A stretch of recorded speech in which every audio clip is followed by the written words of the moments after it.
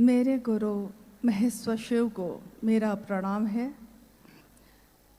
इस कालखंड के प्रथम शिव के शिष्य और हम सबों के परम आदरणीय वरेण्य गुरु भ्राता साहब श्री हरिंद्रानंद जी के चरणों में मेरा प्रणाम है। शक्ति स्वरूपा माँ नीलम आनंद जी के चरणों में मेरा प्रणाम है। और न्यू दिल्ली के इस शिव शिष्यों की संगोष्ठी में उपस्थित आप सभी गुरु भाई गुरु बहन के चरणों में मेरा प्रणाम है।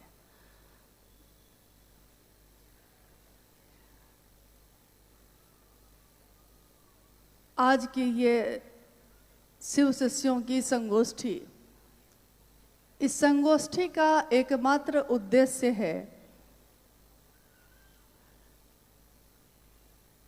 कि हमारे वरेण्य गुरु भ्राता ने, शिव के शिष्य हरिंद्रानंद साहब ने अनुपम अप्रतिम शिव की शिष्यता का दान इस जगत को जो दिया है, हम सब उसकी कीमत को समझ सकें।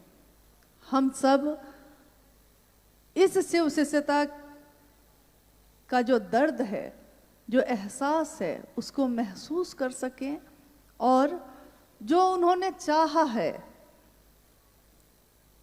कि जगत का एक एक व्यक्ति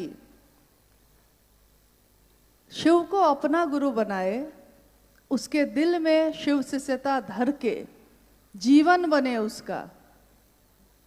और ये उन्होंने चाहा कि ये हम सब शिव के शिष्य इस जगत में रह के अपने गुरु शिव के लिए करें। अक्सर हम सोचते हैं, जिस महादेव की बात हम कर रहे हैं, महेश्वर शिव की बात कर रहे हैं, महादेव ने खुद को महादेव नहीं कहा, दुनिया ने महादेव को महादेव कहा है। इस ब्रह्मांड में, इस जगत में जो भी रहता है, उसने शिव को जैसा जाना वैसा उसको नाम दिया। कहते हैं ना कि अच्छे ने अच्छा, बुरे ने बुरा जाना मुझको, जिसकी जितनी चाहत थी उतना ही पहचाना मुझको। वो शिव ऊर्जा के अक्षय स्रोत हैं, वो शिव परम सत्ता है, पर ब्रह्म है। लेकिन दुनिया के लोग, गोरी तेरा आंचल कितना, हमारा आंचल है ही कितना। हमने महादेव को जितना जाना है उसी नाम से महादेव को पुकारा है। हजारों साल की संस्कृति शिव के नाम से चल रही है। उस संस्कृति में शिव के अनेक नाम आए, जिसने जैसा जाना। किसी ने कहा रुलाते हैं वो, तो कहा कि रुद्र है वो। किसी को लगा कि जितने भी देवी देवता हैं, जितने भी ईश्वर हैं धरती पे या आसमान में या जहां भी, तीनों लोकों में, ईश्वरों के भी ईश्वर हैं वो महेश्वर। किसी ने कहा कि बड़ा भोला है वो। शिव के जितने भी रूप हैं, सारे रूपों में बहुत विसंगतियां हैं, कोई एक दूसरे से मेल नहीं खाता। किसी ने कहा कि भोला है, किसी ने कहा कि रुद्र है, किसी ने कहा नटराज है, किसी ने कहा हलाहल पीने वाला है, दूसरों को अमृत का दान देता है और खुद जगत की रक्षा के लिए हलाहल का पान करता है। मान सहित विष खाई के शंभु भये जगदीश। यानी शिव की उस सत्ता का आकलन धरती के हम लोग नहीं कर सकते। शिव की अवधारणा, शिव की संस्कृति ग्रंथों में जो शिव हैं सो उपनिषद में है, पुराण में है, रामायण में है, रामचरितमानस में है, महाभारत में है। ग्रंथ में ये पन्ने भरे पड़े हैं शिव को जितने भी रूपों से पुकारा गया, उन रूपों से। और उसी में आता है जगत गुरु शिव का रूप। शिव के अनेक रूपों में से एक, और उसको हम कहते हैं आदि गुरु हैं वो, विश्व गुरु हैं वो, जगत के गुरु हैं वो। घर घर के बाबा इतने अपने भी हैं, और काल भी जिनसे भय खाता है, जो नियंत्रक हैं, महाकाल हैं, काल के भी नियंत्रक देवता माने गए तो शिव माने गए, वो महाकाल हैं और वो हमारे आपके गुरु हैं। अप्रतिम शिव की शिष्यता की झलक इसको समझने के लिए, क्योंकि ये एक संगोष्ठी है और हमेशा साहब ने ये कहा कि शिव शिष्यों की कोई सभा हो, शिव शिष्यों का कोई कार्यक्रम हो, शिव शिष्य चाहे अकेले में हो चाहे लाखों की भीड़ में हो, लेकिन उनकी मनसा एक ही होनी चाहिए। हमारी सभा एक हो, हमारे हृदय में जो भाव संचरित होते हैं वो एक हो, हमारी जो नियत है, हमारा मनसा वाचा करुणा जो है वो सब एक हो। जब भी हम ये बात कहते हैं कि शिव मेरे गुरु हैं या आपके गुरु हो सकते हैं, तो आइए हम लोग कुछ क्षण के लिए इसको भूल जाते हैं कि हम क्या हैं, क्योंकि हम अपने बारे में सोचेंगे, आप अपने बारे में सोचेंगे तो हमारी क्षमता अलग अलग है। जैसे आकाश में बहुत सारे पंछी उड़ते हैं, लेकिन आकाश किसी को उड़ने से रोकता नहीं। कोई चिड़िया है छोटी सी, कोई बहुत बड़ी, किसी की उड़ान छोटी है, किसी की बहुत बड़ी, लेकिन आकाश के नीचे ही रहते हैं वो। आकाश तो एक ही होता है, आकाश किसी को नहीं रोकता, जिसकी जितनी क्षमता है वो उड़ान भर सकता है। शिव शिष्यों की क्षमता के बारे में हम नहीं बात कर सकते। शिव शिष्यों की कीमत क्या होती है ये साहब हरिंदानंद जी ने जाना, बाकी हम आप तो अभी तक समझ भी नहीं सके हैं। उन्होंने हर उस कंकर को भी शंकर में बदला जो धूल में पड़ा था। वो जीवात्मा जो अंधेरे में फैली थी, जिसके चेतना में गहरा अंधेरा छाया था, उस चेतना में गहरी रोशनी भरी, और उस रोशनी में हमको दिखाई दिया शिव का वो रूप। जिस शिव को हम जगत गुरु के रूप में कह रहे हैं, जिस शिव को हम अपना गुरु बनाने की बात कर रहे हैं, वो शिव क्या है? आइए हम अपने इतिहास में चलते हैं। हमारे इतिहास में बड़े बड़े तपस्वी, बड़े बड़े साधु, बड़े बड़े ऋषि हुए। अगर शैक्षणिक ज्ञान की बात करें, अगर शास्त्रों की बात करें, तो हमारा ज्ञान उनके सामने कुछ नहीं है। लेकिन दिल की बात करें, दिल के रिश्ते की बात करें, तो शायद आकलन करना कठिन है कि किसकी क्षमता कितनी है। लेकिन अगर हम किसी की बातों पे चलते हैं, क्योंकि इस संगोष्ठी को भी जिसका आयोजन आज हुआ है, या 1980 के दशक से जो शिव शिष्यता की धारा चल रही है, उसकी बात भी हम करें अगर, तो उसके लिए, उसको समझने के लिए थोड़ा हमको इस पे विचार करना होगा कि ये है क्या, ये कौन है शिव। साहब जो अक्सर कहानियों में कहा करते कि अंबाला के नंबरदार को अघोरी ने कहा कि रे अपने शिव को छोड़ मेरे शिव को देख, ये कौन शिव था? जिसके लिए अघोरी ने कहा कि तू जिस शिव को जानता है, तुम्हारी जानकारी जो है उसके सामने और मैं जिस शिव को जानता हूं उसका तुलना नहीं हो सकती। रिश्ता इतना गहरा है, प्रेम अधिकार लाता है। तो आते हैं हम लोग इस बात पे, महादेव के बारे में जितना भर हम जानते हैं उसमें हम जानते हैं कि शिव ने इच्छा की और ये दुनिया बनी। सरल शब्दों में हम समझते हैं इसको। हमारी इच्छा भी होती है, आपकी इच्छा भी होती है, हम भी इच्छा करते हैं कुछ करने की, लेकिन हमारी इच्छा तुरंत या तो टूट जाती है या उसमें बल कम होता है। कुछ देर तक हम उस विचार पे, उस इच्छा पे खड़े रहते हैं। अगर इच्छा ठहर गई तो फिर उसका परिणाम गहरा होता है, लेकिन अगर इच्छा टूट गई तो फिर वहीं पे बात खत्म हो जाती है। शिव ने भी इच्छा की। एकमात्र ऐसे देवता, एकमात्र ऐसी सत्ता जिसके लिए कहा गया अघोर है वो। अघोर का अर्थ होता है जिसमें तरंगे नहीं हैं, जिसमें कोई उतार या चढ़ाव नहीं है, जिसमें कोई चंचलता नहीं है, स्थिर है, एक तरह से, एक सीधी रेखा, शांत, अघोर, एकमात्र कहा गया शिव को, और अघोरा कहा गया शिव की शक्ति माँ काली को, जिनको प्रथम देवी भी 10 महाविद्या में प्रथम देवी हम कहते हैं माँ काली को, जो शिव की शक्ति हैं, और उनको कहा गया अघोरा।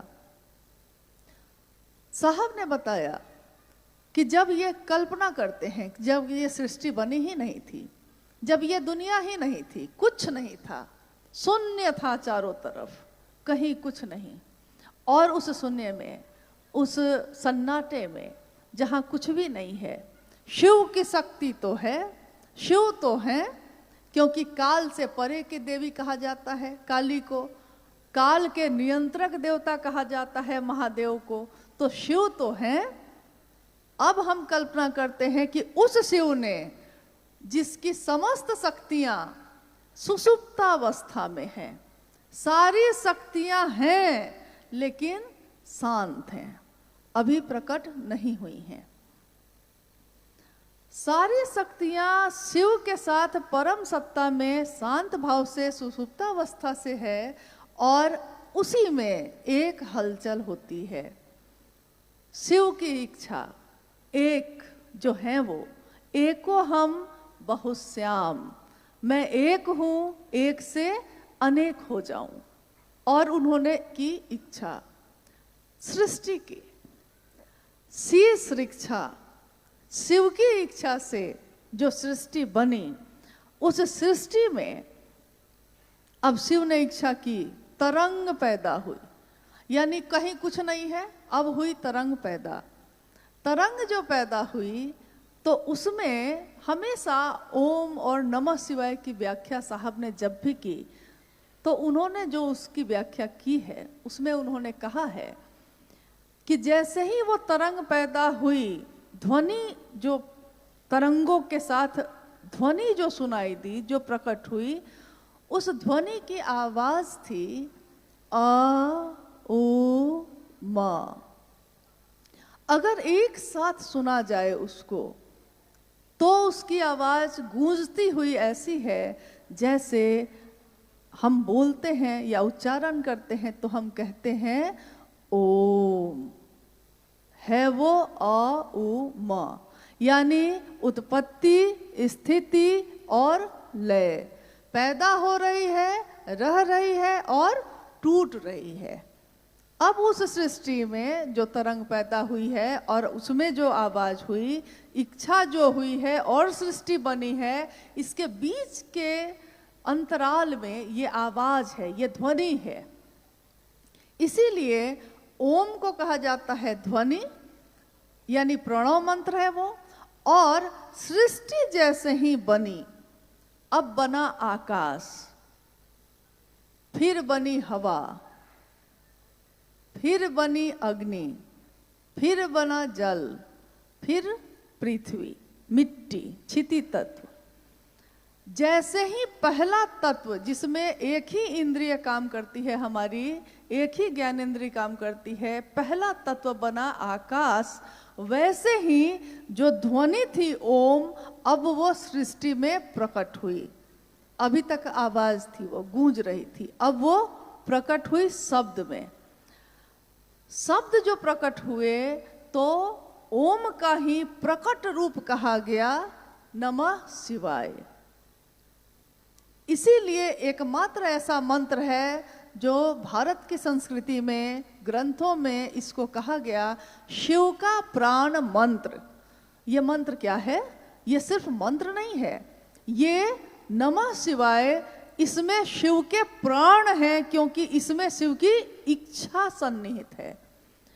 और अब है ये दुनिया बनी, 5 तत्वों से बना ये सारा कुछ, और 5 तत्वों से बना हमारा आपका शरीर भी। दुनिया भी उसी से बनी, हमारा आपका शरीर भी उसी से बना। यानी ये जितनी चीजें हैं, आकाश, हवा, अग्नि, जल और क्षिति, मिट्टी, ये सारे तत्व हैं मानव के शरीर में। 5 तत्व और 3 गुण से बांध के ये बना है शरीर, और इसी शरीर से हम शिव के प्राण मंत्र को बोलते हैं, नमन जो करते हैं हम तीसरे सूत्र में। और साहब हरिंद्रानंद जी को जो मिला, श्वास पे नमः आया और शिवाय उतर गया। कल्पना कीजिए कि उस नमः शिवाय में कितनी ऊर्जा होगी, जो शिव के ही प्राण से निकली है और सृष्टि में सबसे पहले प्रकट हुई। इसको सरल शब्दों में उन्होंने समझाया। उन्होंने कहा कि आपने कहानी सुनी होगी कि दक्ष का यज्ञ हुआ। उस यज्ञ में कहानी है ये, लेकिन कहानियां भी हम बहुत कुछ सीखते हैं उससे।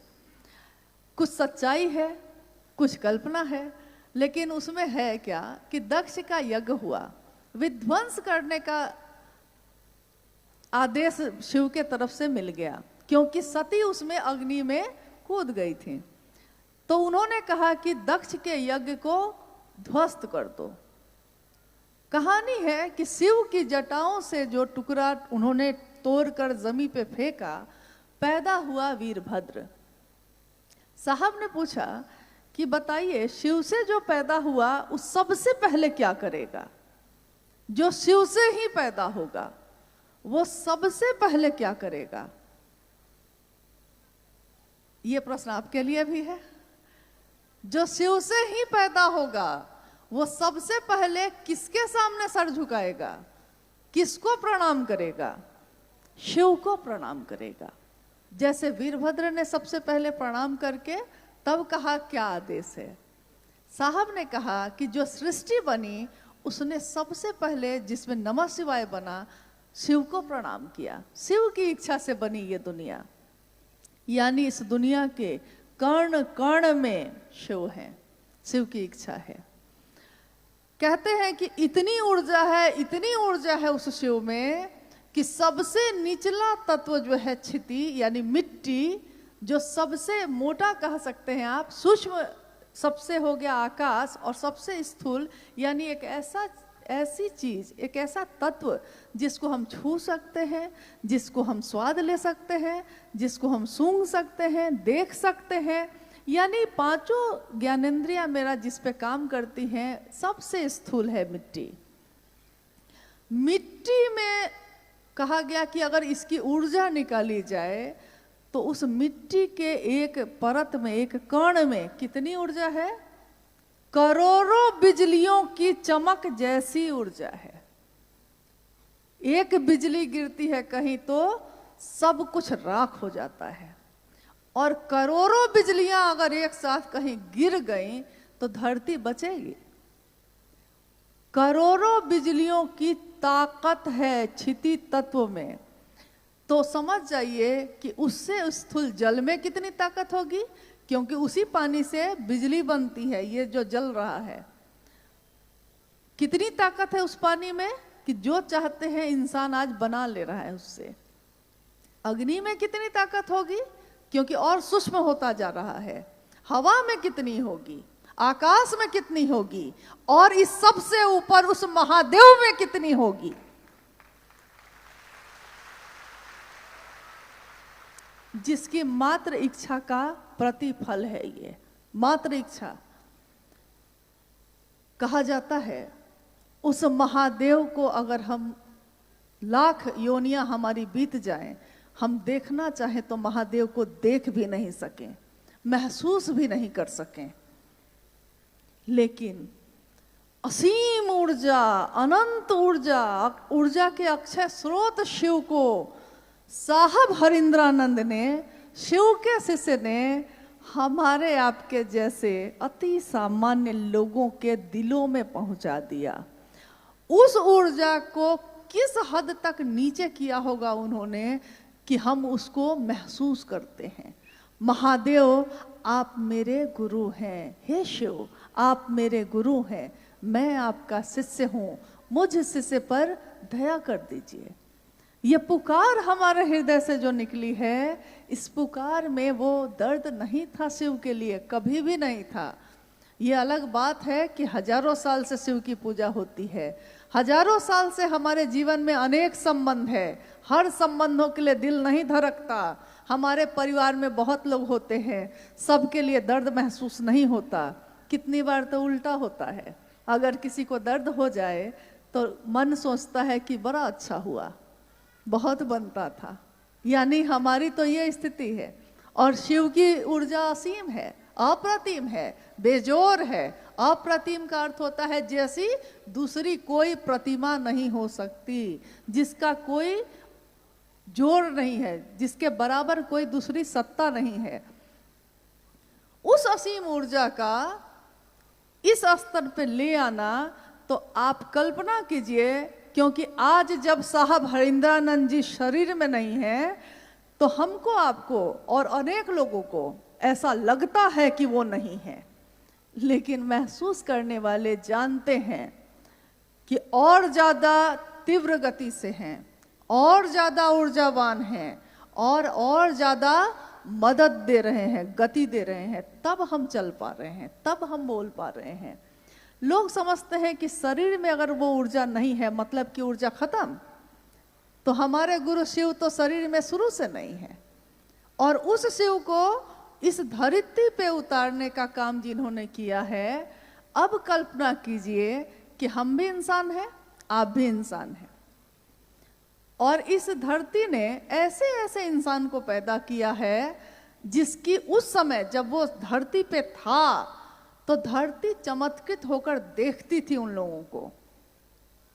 कितने महान शासक हुए, कितने महान क्षत्रिय हुए, कितने महान लोग सिद्ध तपस्वी संत हुए, लेकिन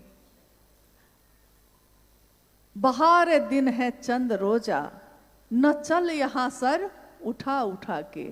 कज़ा ने ऐसी हजार सूरत, बिगाड़ डाली बना बना के। आज हम कुछ बने हुए हैं तो सर बड़ा उठा के चल रहे हैं, भूल जाते हैं कि हम तो कुछ भी नहीं, हमसे बहुत बड़े बड़े लोग आए और धरती से चले गए। धरती ने, अरे इसी मिट्टी ने कहा है कि मिट्टी कहे कुम्हार से, तू क्यों रोंदे मोए, एक दिन ऐसा आएगा मैं रो दूंगी तोए। तो हमारी क्या क्षमता है आप कल्पना कर लीजिए। शिव की क्या है, जितने ही भर हमारा दिमाग काम करता है उतने ही भर कल्पना कर लीजिए।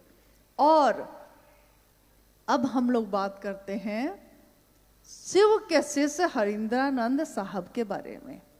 जितना भर हम लोगों ने उनको जाना, जितना भर उनके सानिध्य को प्राप्त किया, जितना भर समझ पाए, उतने ही भर में कल्पना करते हैं।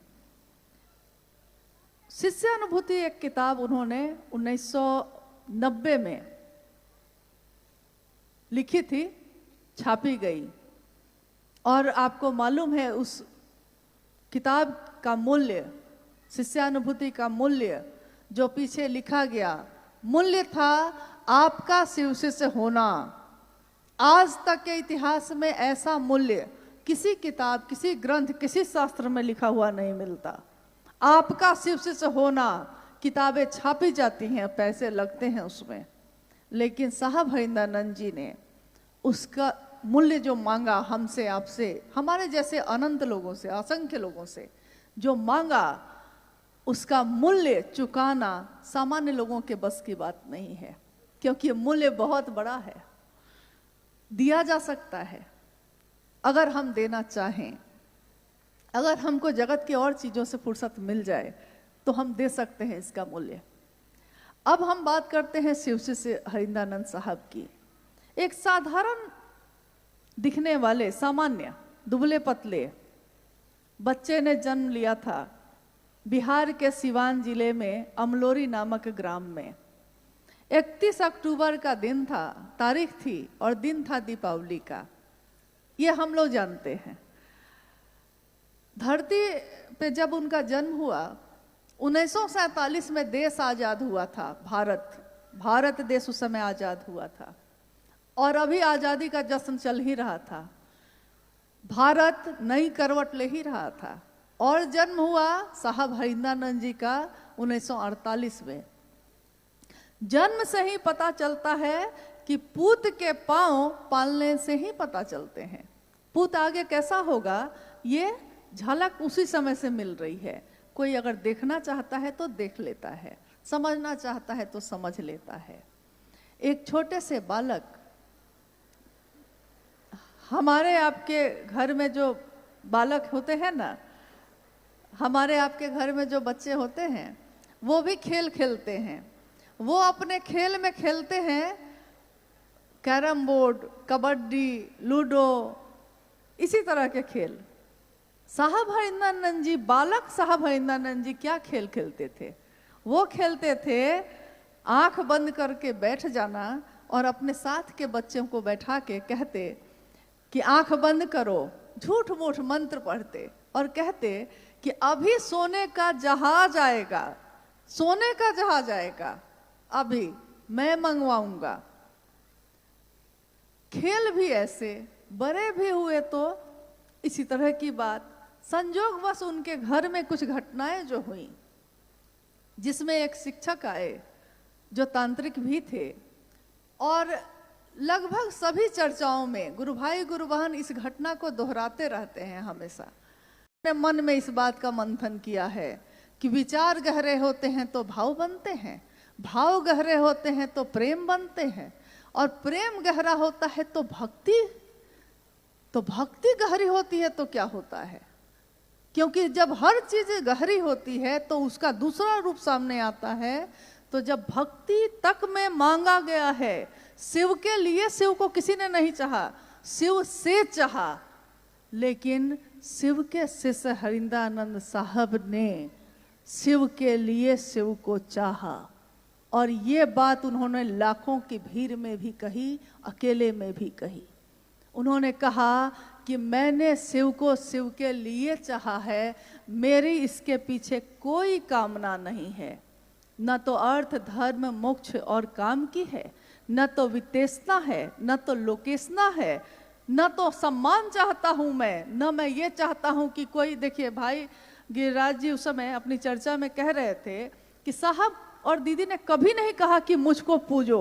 सच है ये, उन्होंने कभी नहीं कहा, क्योंकि भक्ति का चरमोत्कर्ष जब होगा तो भक्त मांगना छोड़ देता है, वो तो शिव के लिए जीता है।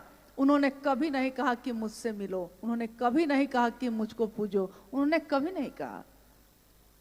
लेकिन ये उनका बड़प्पन है कि उन्होंने कभी नहीं कहा। हमें ही हो ना सका उनके कद का अंदाजा, हम समझ ही नहीं सके कि हमें कौन मिला, हम जान ही नहीं सके कि हम किसके पास बैठे थे। हमने उनका सचमुच में वो दर्शन किया ही नहीं जिसका दर्शन वो कराना चाहते थे। आज भी वो यही कह रहे हैं। तो हम कैसे हैं कि वो तो आसमां हैं, सर झुकाए बैठे हैं, लेकिन हम शिव के शिष्य कैसे हैं जो साहब हरिंद्रानंद जी का नाम लेने में हमारी जबान लड़खड़ाने लगी है। दीदी नीलमानंद का नाम लेना हम लोग भूल गए हैं। हम अपनी अनुभूति बोलते हैं, हम अपने साहब और दीदी की अनुभूति क्यों नहीं बोलते? उन्होंने जिस शिव को दिखाया उस शिव की बात क्यों नहीं करते? उन्होंने जिस शिव को इतना अपना बनाया, इतना निकट किया, हम उसकी बात क्यों नहीं करते? कहते हैं जगत गुरु शिव का शिष्य जगत स्तर पे सोचेगा। संकीर्ण की बात करने वाले का मन संकीर्ण होता है, विराट की बात करने वाले का मन विराट होता है, और महादेव की बात करने वाले का मन कैसा होता है? महादेव की बात करने वाले का मन महादेव जैसा ही होता है, जो सबके लिए सोचता है, सबका भला सोचता है। जैसा शिव शिष्य हमारे वरेण्य गुरु भ्राता ने सोचा, उनसे ज्यादा हमारा शुभ, उनसे ज्यादा हमारा कल्याण किसने सोचा? किसी ने थोड़ी सी मदद की, लेकिन किसी ने आत्मबल इतना नहीं बढ़ाया कि आज हम पॉकेट में कुछ नहीं है फकीर है अगर हम, लेकिन मिजाज तो अमीरी का है। फकीरी में भी अमीरी का मिजाज लाए हैं। ये किसने दिया? कहते हैं कि शिव को गुरु बना के हमने क्या पाया? हमने पाया कि हम दुनिया की जो चीजें हैं अब हमारे लिए किसी काम की नहीं। गुरु भोग और मोक्ष देते हैं, अभिन्न रूप से देते हैं। शिव गुरु जो चाहता है उनका शिष्य उसको वो देते हैं, और इसके प्रमाण हैं, इसकी अनुभूतियां हैं, लोगों को प्राप्त हुई हैं, लोगों ने प्राप्त किया है।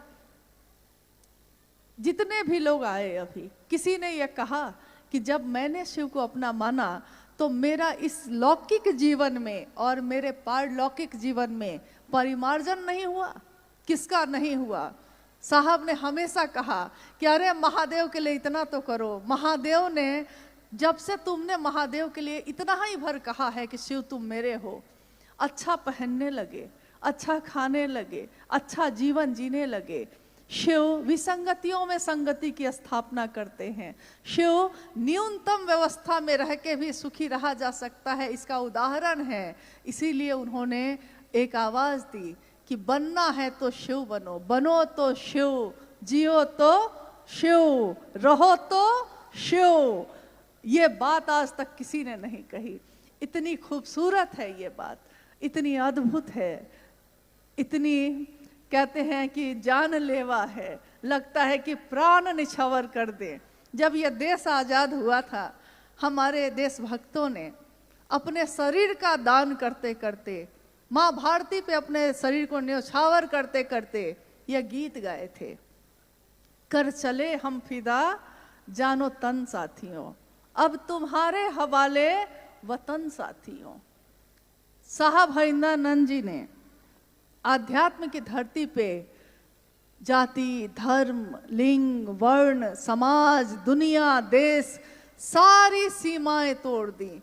सर्वमय मन का भैरव, उन्होंने कहा आपका मन जब भैरव बनता है तो दैविक, दैहिक, भौतिक तीनों तरह की सीमाओं का तट तोड़ देता है, सर्वमय होता है, सबके लिए होता है, सबके साथ जीता है, सबका अच्छा सोचता है।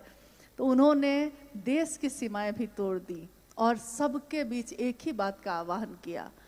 उस शिव ने दिया है, शिव की दुनिया में हम रहते हैं, हमारी दुनिया में वो शिव क्यों नहीं रहता?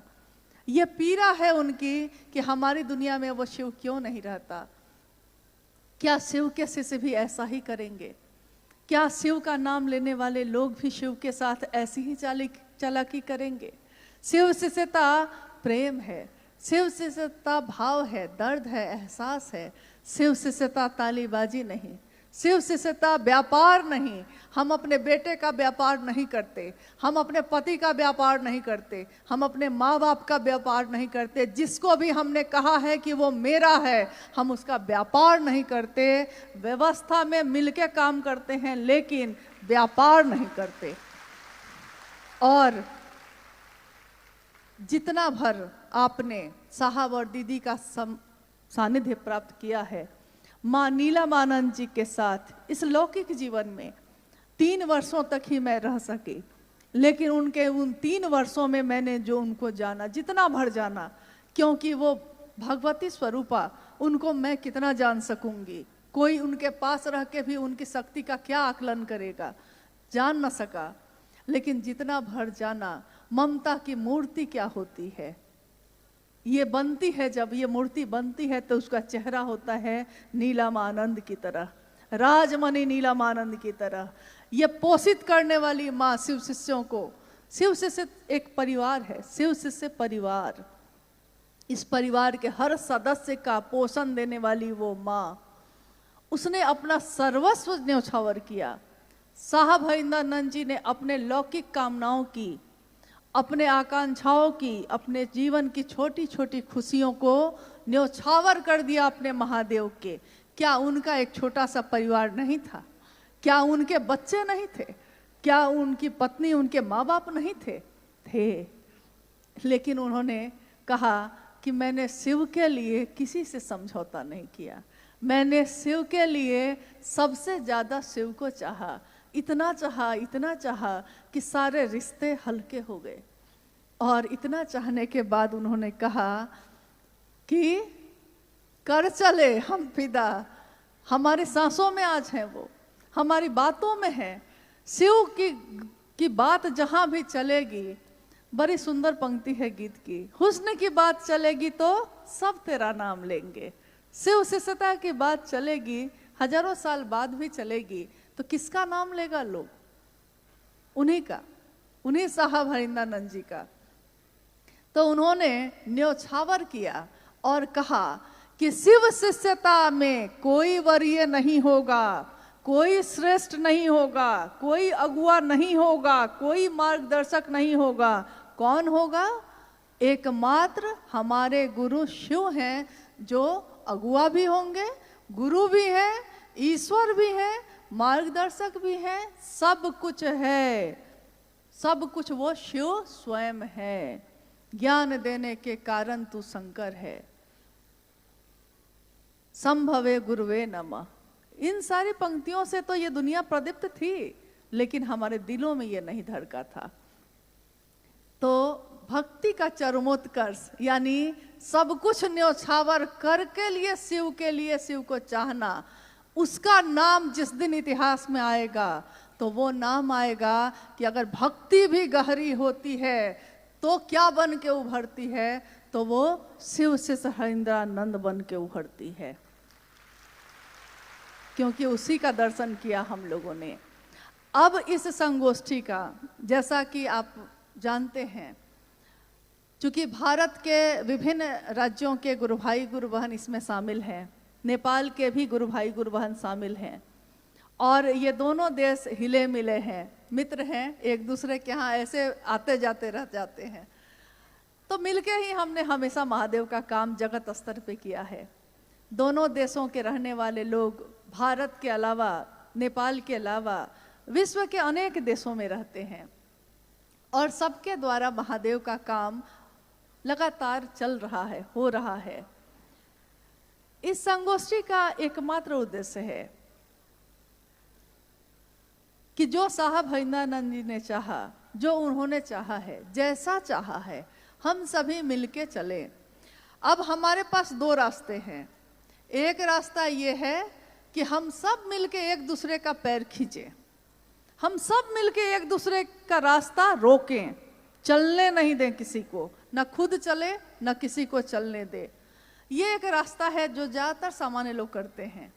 और दूसरा रास्ता है कि हम सब मिलकर एक दूसरे की इतनी मदद करें कि चाहे जो आगे बढ़ के चले उसकी मदद कर दे, ताकि वो और आगे चले और आगे चले और आगे चले, और जगत गुरु शिव की शिष्यता जगत के एक एक व्यक्ति के दिल में गूंजे, सचमुच में, यथार्थ में, बोली में नहीं, भाषण में नहीं, सचमुच में हो। अब आप लोगों से पूछना है क्या करना है? जीवन एक ही मिला है, ये आगे पता नहीं क्या होगा। इस पार प्रिय मैं हूं तुम हो, उस पार न जाने क्या होगा। तो इस पार प्रिय जो मैं हूं और तुम हो, और इस पार जो भगवान शिव की शिष्यता मिली है, इस पार जो हमने साहब और दीदी का दर्शन किया है, ये दुनिया तो बड़ी खूबसूरत है, उधर का नहीं मालूम कैसा होगा। तो इस दुनिया में हम सब मिलके क्या करेंगे? क्योंकि ये बहुत बड़ा मुद्दा है आज। सब मिलके क्या करने वाले हैं? हम सबका संकल्प क्या होगा? ऋग्वेद पहला वेद है धरती का। ऋग्वेद की अंतिम ऋचा यह कहती है, हमारी सभा एक हो, हमारे हृदय में जो भाव संचरित होते हैं वो एक हो, हमारी सोच एक हो, हमारी बोली एक हो।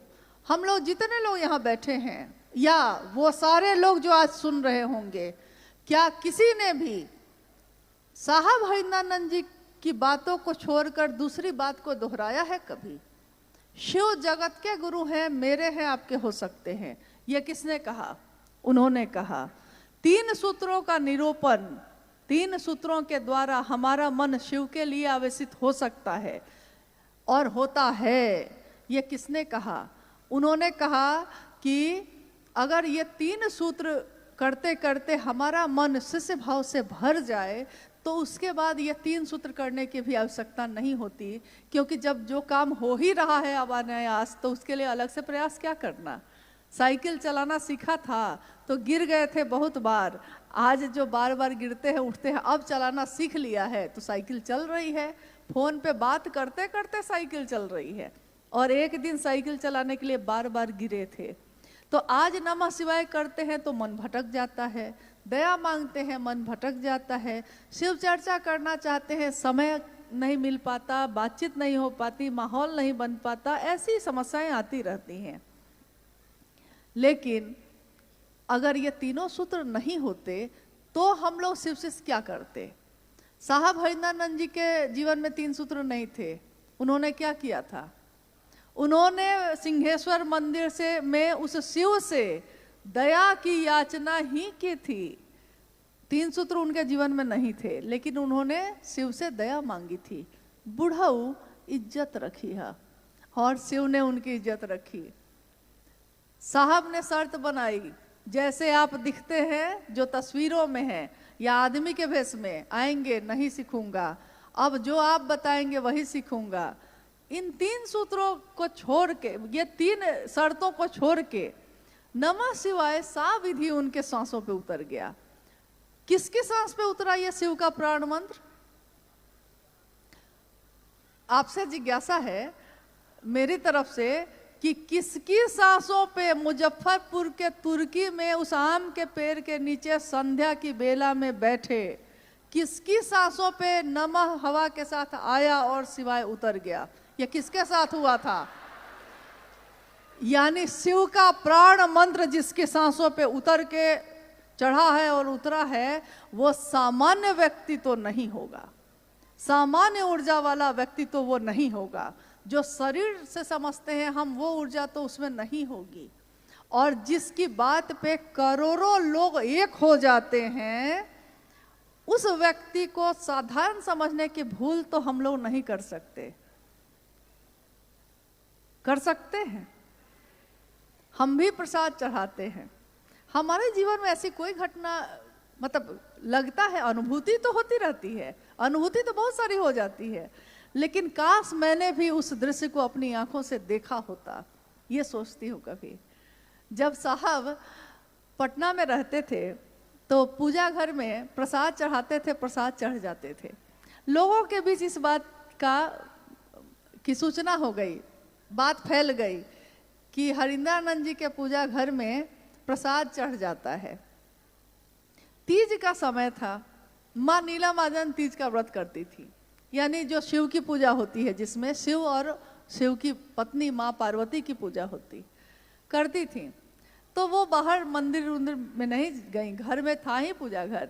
तो बगल के जो फ्लैट में और लोग रहते थे, वो महिला लोग हाथ में पूजा की थाली लेकर घर में आ गई। मतलब साहब के मुंह से ये घटना सुनी थी मैंने, और बाद में मुझको लगता है किसी चर्चा में, वीडियो में भी है ये, साहब की चर्चा में। तो थाली लेकर वो घर में आ गई। तो उन्होंने कहा कि मैडम, दीदी नीलम आनंद जी को कहा कि मैडम आप नहीं आई मंदिर, तो हम लोग सोचे कि हम ही लोग पूजा की थाली लेके आ जाते हैं, क्योंकि हमने सुना है कि आपके घर में भी तो पूजा घर में प्रसाद चढ़ जाता है। तो माँ नीलम आनंद जी ने कहा कि हाँ चढ़ता तो है, लेकिन अब आप लोग क्या चाहते हैं? तो जी हम लोग चाहते हैं कि हम लोग भी यहीं चढ़ा लेते हैं। उस महिला ने कहा कि चढ़ा लेते हैं। माँ नीलम आनंद ने कहा कि सामने पूजा घर है, जाइए। वो थाली लेकर पूजा घर के तरफ बढ़ी, और जैसे जैसे थाली लेके वो बढ़ रही है, उसमें से प्रसाद जो है वो अब गायब होते जा रहे हैं।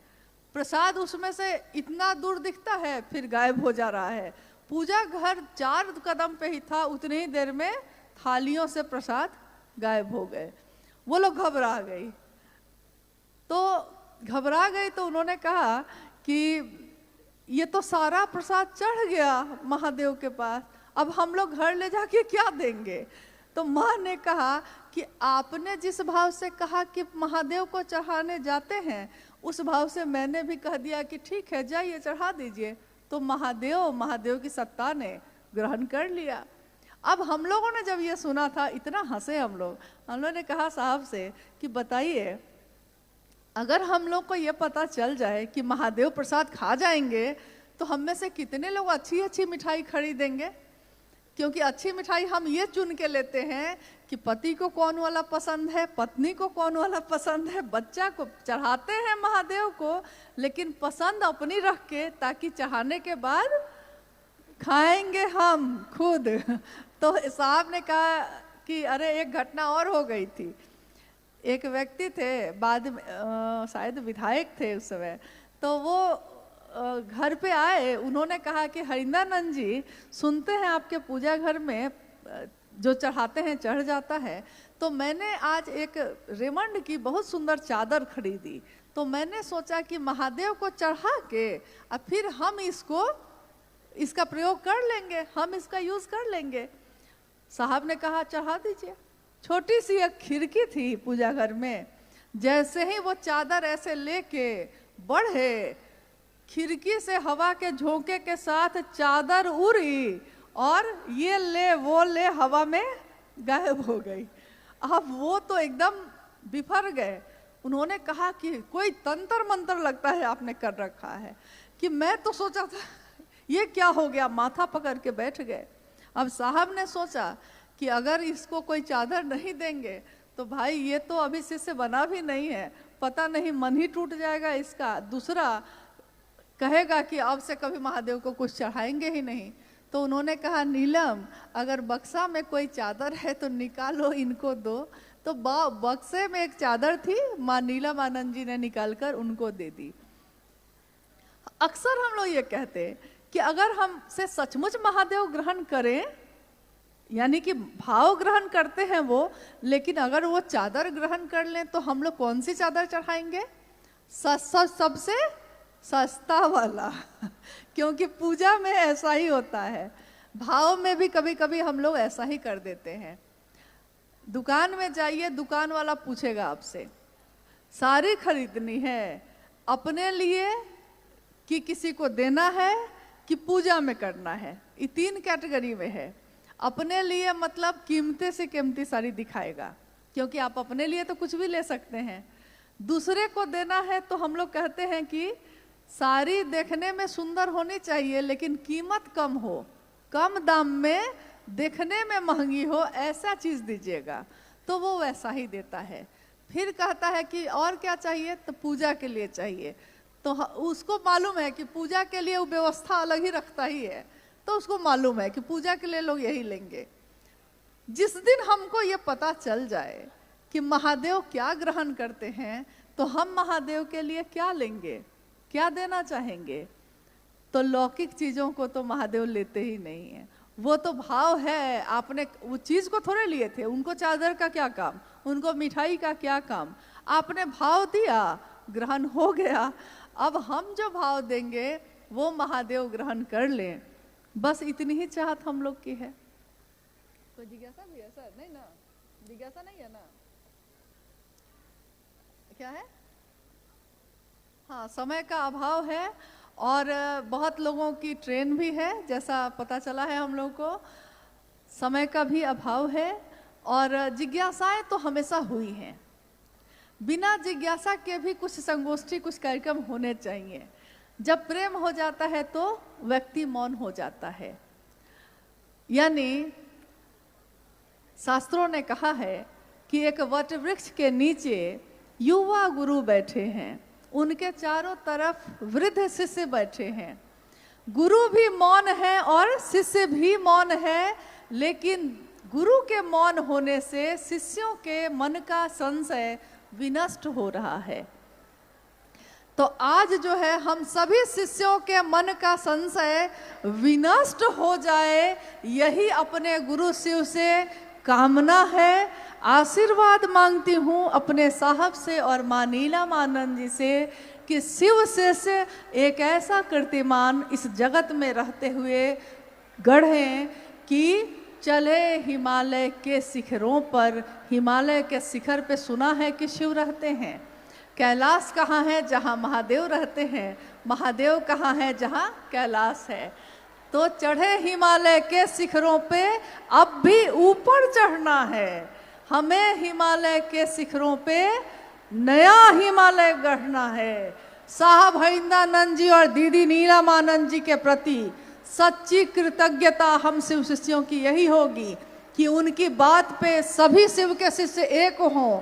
ये आवाहन है शिव श्री हरिंदरानंद साहब का कि मेरी बात पे भरोसा करना और महादेव के काम में एक दूसरे का साथ देना। आप सबका बहुत आभार है, बहुत कृतज्ञ है हम लोगों का हृदय, और खासकर दिल्ली के गुरु भाई गुरु बहनों का, जिन्होंने इस आयोजन के लिए दिन रात एक कर दिया है। महादेव और मेरे गुरु शिव, मेरे साहब और दीदी, उनके मन की हर वो मनोकामना पूरी करें जो उन्होंने सोचा हो, इसी की कामना है। आप सभी के चरणों में प्रणाम है। आप धीरे धीरे अपने घर के लिए बाहर के तरफ प्रस्थान करेंगे, और इसको याद रखिएगा कि इस संगोष्ठी का जो भी उद्देश्य है उसकी पूर्ति हो सके। आप सभी को प्रणाम है, आप सभी को साधुवाद है।